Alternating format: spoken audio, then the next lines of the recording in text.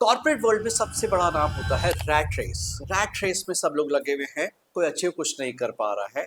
आज हम ये समझेंगे कि हम इस रैट रेस से कैसे बाहर निकलें, लेकिन 9 to 5 जॉब में रहना है।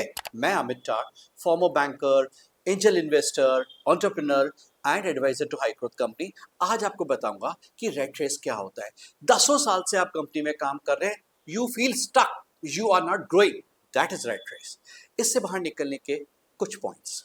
Point number 1, find your flow state. एक बहुत ही बेहतरीन किताब है फ्लो। उसमें दो चीज समझाइए, चैलेंज एंड स्किल। चैलेंज आपका जॉब प्रोफाइल है, स्किल जो उस काम को करने के लिए आपको रिक्वायरमेंट है। अगर आपका चैलेंज बड़ा है, आपका स्किल सेट छोटा है, तो आप डिप्रेस फील करेंगे, आप डिसअपॉइंटेड फील करेंगे, आपको उस काम करने में मजा नहीं आएगा। दूसरा, अगर आपका स्किल सेट ज्यादा है और चैलेंज छोटा है, तो आप उसको प्रोक्रेस्टिनेट करेंगे, उसको आराम से लेने की कोशिश करेंगे। सो फ्लो स्टेट क्या होता है? फ्लो स्टेट उनका मर्जिंग है, ऐसा चैलेंज और ऐसा स्किल सेट जो कि आपको काम करने में मजा दे, आपको चैलेंज जो है उस स्किल को मैच करे, ऐसा आपको फाइंड आउट करना पड़ेगा। आपको या तो अपना स्किल ऊपर करना पड़ेगा या ऐसा जॉब प्रोफाइल लेना पड़ेगा जो आपके स्किल को मैच करता है। बेटर ये है आप अपना स्किल ऊपर कीजिए, सो चैलेंज को मैच करते जाएंगे। अगर आप ऐसा कर पाए, अपना फ्लो स्टेट फाइंड आउट कर पाए, तो आप ना तो डिसअपॉइंट होंगे, आप हैप्पी रहेंगे, और ना प्रोक्रेस्टिनेट करेंगे, आप उसको टाइम पे करना शुरू कर देंगे। You have started enjoying your job, that is exactly we want you to do. Point number 2, it's you, it's not your boss. सबसे पहले हमें जब जॉब में प्रॉब्लम आती है तो हम कहते हैं हमारा बॉस खराब है, हमारा जॉब खराब है। नहीं, आपका माइंडसेट ऐसा है। माइंडसेट में अपन एक नैरेटिव सेट कर लेते हैं। नैरेटिव क्या? अगर मेरा प्रमोशन नहीं हुआ तो क्या, अगर मुझे बोनस नहीं मिला तो क्या। एक और नैरेटिव है, अगर मेरा जॉब चला गया तो क्या, मेरा ईएमआई कैसे जाएगा, बच्चों का फीस कैसे जाएगा। हम मोल को माउंटेन बना देते हैं। इस माइंडसेट को से बाहर निकलना पड़ेगा। अगर आप इस माइंडसेट से बाहर निकलेंगे तो आप रैशनली सोच सकते हैं। रैशनल सोचना रैट रेस से बाहर निकालने का दूसरा कदम है। Point number 3, taking the default path. Default path क्या है? ग्रेजुएशन करो, पोस्ट ग्रेजुएशन करो, एक जॉब ले लो, लैडर, कॉर्पोरेट लैडर में आगे बढ़ते जाओ, शादी कर लो एंड किड्स। थोड़ा सा इसको ट्विस्ट करें, क्योंकि अगर यही आपने डिफॉल्ट पाथ लिया तो जो रैट रेस की डिप्रेशन, डिसअपॉइंटमेंट है वो हो सकती है। इसको अपन थोड़ा ट्विस्ट करते हैं। बैचलर डिग्री करते करते क्या हम कुछ इंटर्नशिप कर सकते हैं, सो दैट आपको पता पड़ेगा कि आपको किस तरह की जॉब करनी है। ग्रेजुएशन के बाद 2 साल तक काम कीजिए, आप किसी ऑर्गेनाइजेशन के साथ जुड़े रहिए और उसके बाद पोस्ट ग्रेजुएशन पे जाइए। आपको एक्चुअली पता पड़ेगा कि आप किस फील्ड में जाना चाहते हैं। पोस्ट ग्रेजुएशन अगर आप पहले कर लेंगे, सब वेस्ट है।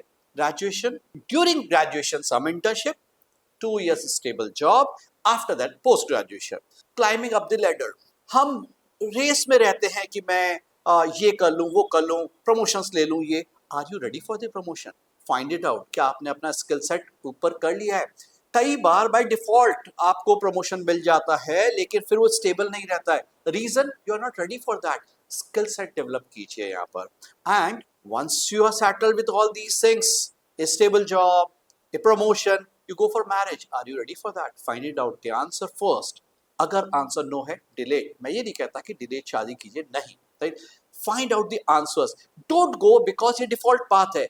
हर को एनालाइज कीजिए और उसके बाद उसको अप्रोच कीजिए। Point number 4, not investing early. आपका मिड लेवल क्राइसिस कब आते हैं? जब आप मिडिल एज होते हैं। मिडिल एज तक अगर आपने इन्वेस्टमेंट ही नहीं किया है या जस्ट स्टार्ट किया है, जैसे आप कंफर्टेबल हुए, कोई पॉइंट नहीं है।